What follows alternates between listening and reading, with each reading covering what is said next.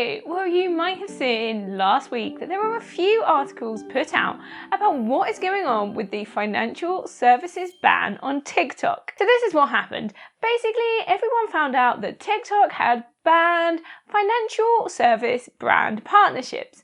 And there was a lot of speculation about what this might mean, not only for TikTok, but for other social media platforms. So I realised this last Tuesday, just as I was attempting to post a brand partnership for a financial services company, and I read their branded content policy.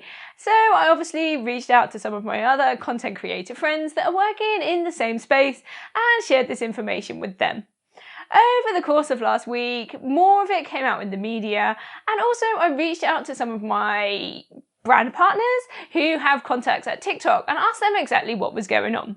So this video is going to give you the ins and outs of exactly what happened and how it impacted me and what I am doing about it. So welcome to the Looking After Your Pennies YouTube channel. My name is Charlotte Jessup and I talk about all things to do with money, whether that's budgeting, saving money, making money, investing, or anything else that falls under that spectrum. But today I'm talking about something a little bit different. So TikTok has been a big platform for me for the last year. I had a couple of videos go viral, got a couple of million views, and got a whole load of followers. And it's been growing ever since.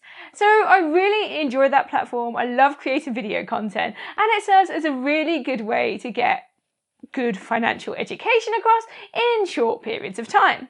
Not only that, it's a fun platform too. Now, I have worked with several brands over that time, which helps me to carry on creating content on TikTok that is free and useful and educational to the people that watch it. But obviously there has been this change. So I'm going to talk about a few things in this video. Number one, what exactly is going on? Number two, what impact does this have on all TikTok videos, and what about on other social media platforms? 3, how does this impact me? So obviously this has an impact, so I'm going to talk a little bit more about that too. And then finally, number 4, I'm going to talk about what lessons other content creators should take away from this situation. So let's get on with it and find out exactly what is going on with this financial services branded content ban on TikTok. So TikTok have been getting a bit of heat recently because they obviously have a very young audience. A lot of the people that use TikTok are under 18, and there's not really been a lot of control around what content gets shown to what audiences. Pretty much anything can land on your For You page. And yes, although it sort of curates that content to suit your needs, it doesn't necessarily filter out the things that you don't want to see. So TikTok have been doing a lot of work around this, and there have been several campaigns around fact checking your feed and making sure that the information you see is accurate. Now, obviously, financial services, so the sector that I work in, does have some age-limited products. And therefore, this means that some things relating to financial services, such as investing or mortgages, were being shown to young audiences, and audiences that may not have the resources or tools to find out whether these information that are being presented to them is actually accurate and whether it's going to be suitable for them. So, like I said, I discovered that this was going on when I went to actually post an ad. So I find out from a brand that they want to work with me, and it can take a good few weeks to record the content, edit it, get it right. It then normally goes off to their team. They make sure it's compliant because they are regulated by the FCA, so they need to make sure that the messaging and the content is accurate, and then I will go ahead, we'll say, yes, we're going to post this content on a particular date. So there can be a few weeks. So this particular ad had probably been about 6 weeks in the pipeline, and we came to put it out into the world. Now, this particular ad was for a charity, for a debt-free charity, and if you've watched any of my other content, you can probably work out who that is. And it was actually providing information about a service that could actually be helpful to people if they are struggling with debt. So all in all, a helpful and generally tame financial services ad. No pushing anybody to invest their money or, go for crypto, things like this. So I noticed when I did this that there were some new branded content features. So there's been a toggle for a while that allows you to say whether the content that you're putting out is a branded partnership. But this time there are a few more criteria, and I also saw this link to this branded content policy. So being the good TikTok user that I am and not wanting to break the rules, which I've been like my whole life, I decided to click on this link and give it a read. As I was reading, I saw the obvious restrictions, things like alcohol and, diet pills, and then I also saw the financial services one. So the wording in this is that all financial services, ads and branded partnerships are prohibited, okay? And then they give this huge list, which includes things like cryptocurrency, asset management, debt services. There's a whole list here. So I recommend you go and check that out if you want more information about what is and isn't in that policy. So now, as somebody that talks about financial education, this kind of was a bit of a big deal to me. So what I did was I decided to find out more information. So first up was to look at the community guidelines. So this branded content policy is specifically for anybody that is working in a paid partnership. So this means people like me, content creators on TikTok, who have signed up to work with a brand. So that could be, any brand, but in this particular instance, we're talking about, things like banks, investment companies, anything that offers a financial service. So we will sign up with them. Then, because we're being good and we're following TikTok's rules, we have to mark that as branded content.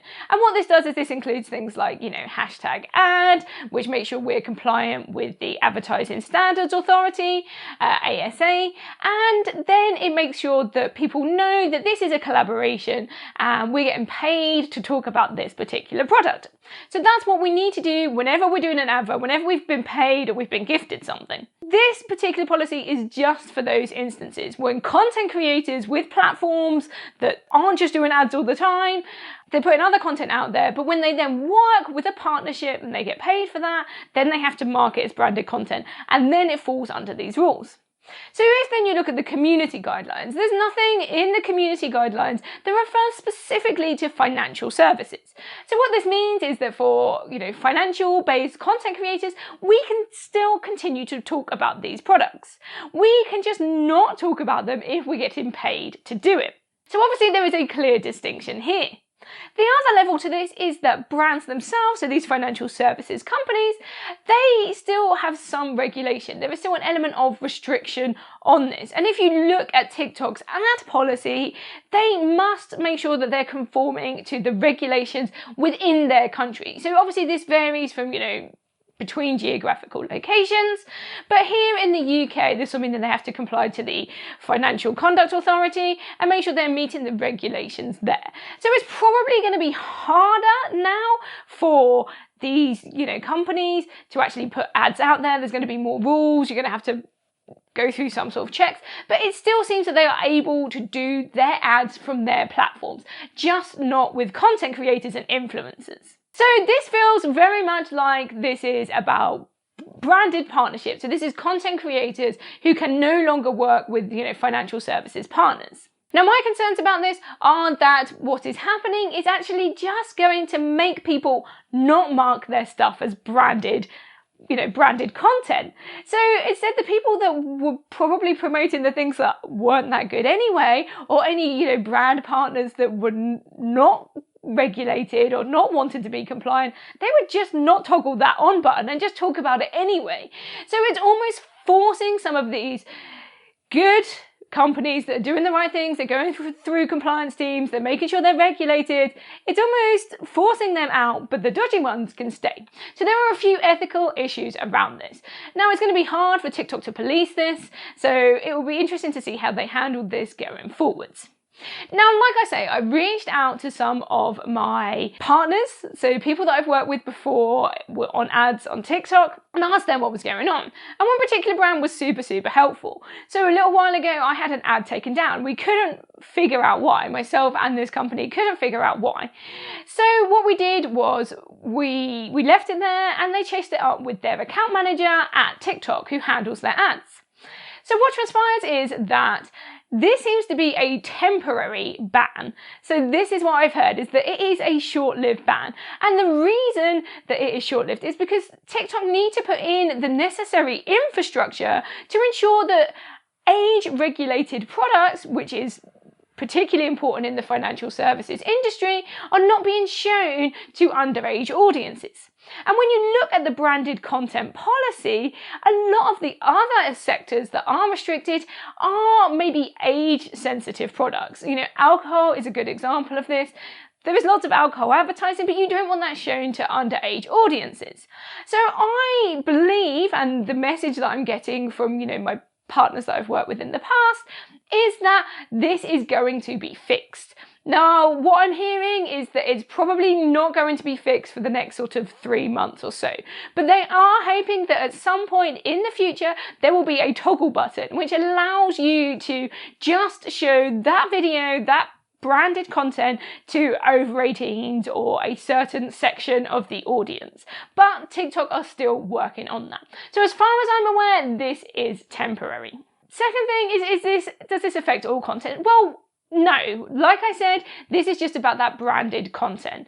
I do imagine that going forward, TikTok are going to be looking at the sort of industries and the sort of conversations that are allowed to happen. So there's been a lot of talk about, the fact that they don't even allow you to talk about cryptocurrency. Well, that's not currently in the community guidelines, but I think there will be some more of this put into the community guidelines or into, will remain in the branded content policy going forwards. I don't think we will see a complete removal of the restrictions. I think some financial services brand partnerships will be allowed, but I think there will likely be some regulation around this going forwards. It'll be interesting to see what that is. Now, obviously, this is just speculation from me. I don't know whether, this is going to be true. They might say that all financial services are okay, but we don't know, okay?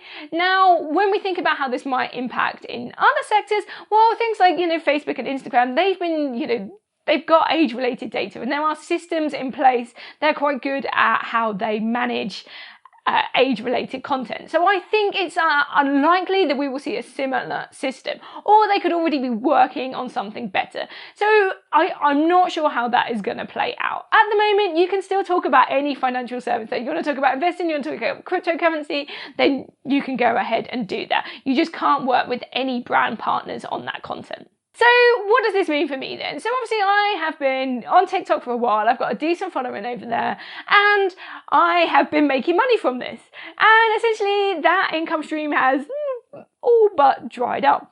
Now, what's interesting for me is that all of these people that I've been working with or have, contracts with currently, it's not like they can then take that contract and take it to another content creator on TikTok. Essentially, that whole sector has disappeared. So they're probably going to be looking at redistributed, marketing budgets and stuff elsewhere. Unfortunately, I have multiple platforms. So for example, I have my YouTube and I have my Instagram. So I've been offering some of these partners the opportunity to work with me on those platforms instead. It does mean that this income stream that I had, that was TikTok, has, all but disappeared.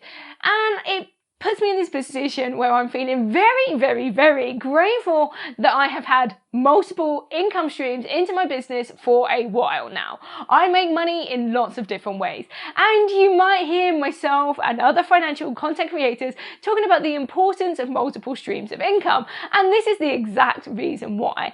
If I had put all my eggs into the TikTok basket, I would be feeling pretty poor right now and probably quite worried about my situation. But as it is, I have income that comes in from a whole range of sources, and I can carry on making money from those platforms. It has given me an opportunity to reflect around how I use my TikTok platform, and I will continue to create content on that space. However, I'm probably going to use it a little bit differently going forward.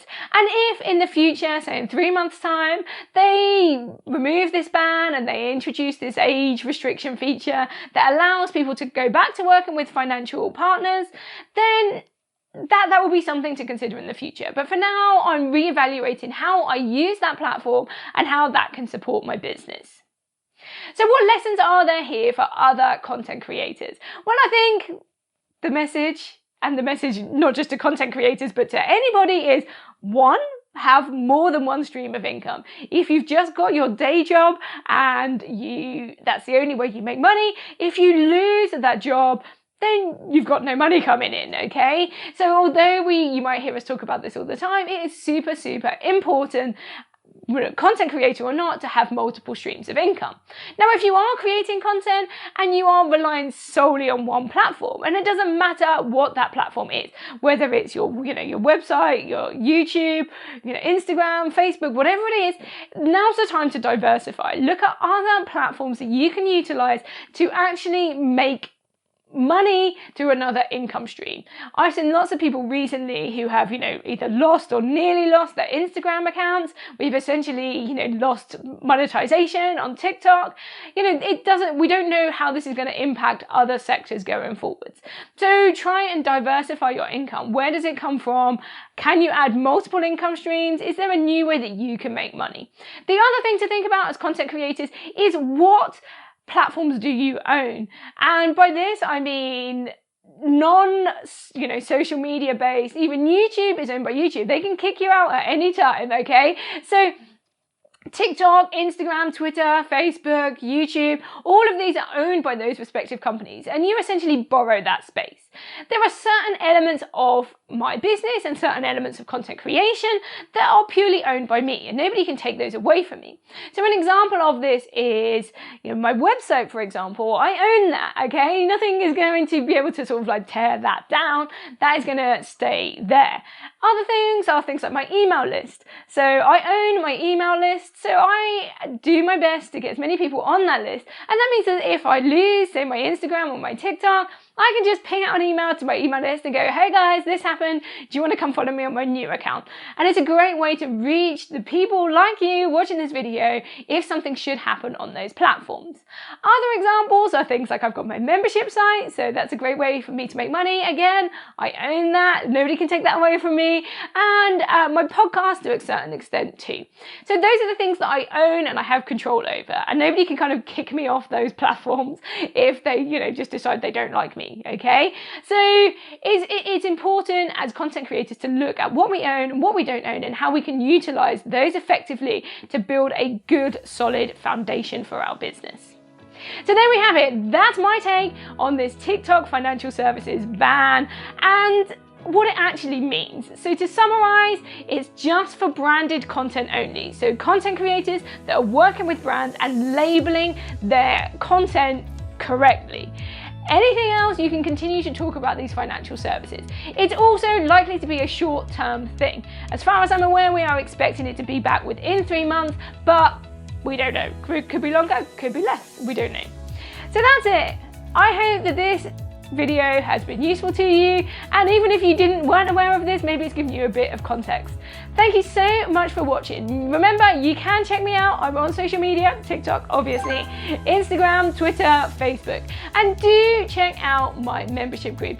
The Money Nook is a financial education membership, so you can pay £12 a month currently, might go up in the future, £12 a month currently, and get access to courses, workshops, live Q&As and coaching. It's for those people that are ready to invest in a better money future.